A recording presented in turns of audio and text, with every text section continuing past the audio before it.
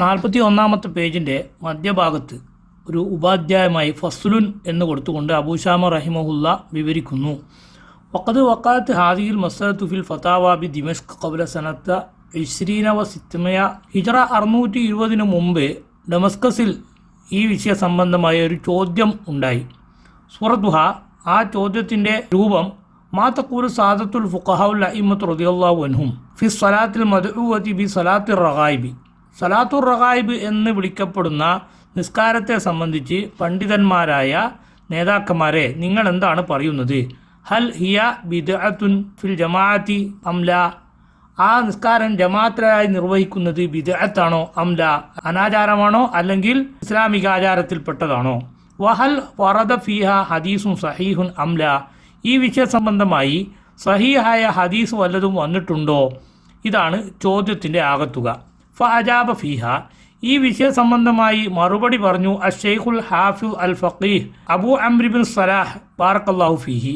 പണ്ഡിതനും ഹാഫിദുമായ ബഹുമാനപ്പെട്ട ഇബ്നു സലാഹ് റഹിമഹുല്ല പറഞ്ഞു ബി ജവാബി, ഒരു മറുപടിയെ നഖൽതുഹു മിൻ ഖത്തിഹി, ബഹുമാനപ്പെട്ടവരുടെ കയ്യെഴുത്ത് തന്നെ ഞാൻ കണ്ടിട്ടുണ്ട്. സൂറത്തുഹു, ആ കയ്യെഴുത്ത് പ്രതിയിലുള്ള മറുപടി ഹദീസുഹ മൗലൂൻ അലാ റസൂലില്ലാഹി സ്വല്ലല്ലാഹു അലൈഹി വസല്ലം. സലാത്തുർ റഗായിബ് എന്ന പേരിൽ നടത്തപ്പെടുന്ന നിസ്കാരത്തെ സംബന്ധിച്ച് വന്ന ഹദീസ് നബി സല്ലല്ലാഹു അലൈഹി വസല്ലം തങ്ങളുടെ പേരിൽ കെട്ടിച്ചമക്കപ്പെട്ടതാണ്. വഹിയ ബിദ്അത്തുൻ ഹദസത്ത് ബഅദ 400 ഹിജ്റ 400 ശേഷം പുതുതായി ഉണ്ടായ ഒരു ഏർപ്പാടാണ്. ബഹറത്ത് ബി ഷാമി, അത് ഷാമിലാണ് ആദ്യം തുടങ്ങിയത്. വന്തശറത്ത് ഫി സായിരിൽ ബിലാദി, പിന്നീട് മറ്റു നാടുകളിലേക്കും അത് പരന്നു. ലാ ബഅസ ബി അൻ യുസല്ലിയൽ ഇൻസാനു, അങ്ങനെ ഒരു നിസ്കാരം മനുഷ്യൻ നിസ്കരിക്കുന്നത് കൊണ്ട് തകരാറൊന്നുമില്ല. ഞാൻ നര അന്നൽ ഇഹിയാ ഫീമാ ബൈനൽ ഇശാഇനി മുസ്തഹബും കുല്ലലൈല. എല്ലാ രാത്രിയിലും മഗ്രിബിൻ്റെയും ഇശാഇൻ്റെയും ഇടയിലുള്ള സമയത്ത് നിസ്കാരം കൊണ്ടോ മറ്റോ ആദത്തുകൾ കൊണ്ട് സജീവമാക്കുക എന്ന് പറയുന്നത് മൊത്തത്തിൽ സുന്നത്തായ ഒരു ഏർപ്പാടാണ്. ആ നിലക്ക് മഗ്രിബിൻ്റെ ഇശാഇൻ്റെയും ഇടയിൽ റജബിൻ്റെ 1-ാമത്തെ വെള്ളിയാഴ്ചയും അതുപോലെ ശഅബാൻ 15 രാത്രിയിലൊക്കെ ഒരാൾ നിസ്കരിക്കുന്നത് കൊണ്ട് വിരോധമൊന്നുമില്ല.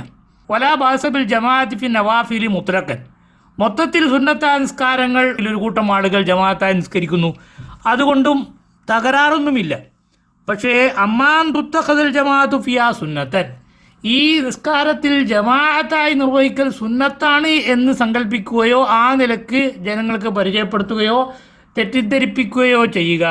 വതുത്തഖദ ഹാദിഹി സ്വലാത്തു മിൻ ശആയിരി ദീനിൽ ലാഹിറത്തി, ഇത് പരിശുദ്ധ ദീനിൻ്റെ പ്രകടമായ ചിഹ്നങ്ങളിൽപ്പെട്ടതായി മാറ്റുക എന്ന് പറയുന്നത്, അഥവാ ഇതൊക്കെ എല്ലാവരും ചെയ്യേണ്ടതാണ്, അത് ചെയ്യുന്നവർക്ക് ഒരു പ്രത്യേക മഹത്വമുണ്ട്, ഇത് ജമാഅത്തായി നിർവഹിക്കുന്നതിന് ഒരു പ്രത്യേക മഹത്വമുണ്ട്, അത് ചെയ്യാത്തവർക്കൊക്കെ അതിൻ്റെ ദൂഷ്യമുണ്ട്, ചെയ്യാത്തവരൊന്നും ദീന് യഥാർത്ഥത്തിൽ ഉൾക്കൊള്ളാത്തവരാണ് എന്നൊക്കെ തുടങ്ങിയ രൂപത്തിൽ ദീനിൻ്റെ ശആയിറിൻ്റെ കൂട്ടത്തിൽ ഈ നിസ്കാരത്തെ ഉൾപ്പെടുത്തുക എന്ന് പറയുന്നത് ഫഹാദിഹി മിനൽ ബിദഇൽ മുൻകറത്തി, ഇത് വെറുക്കപ്പെടേണ്ട അനാചാരമാകുന്നു.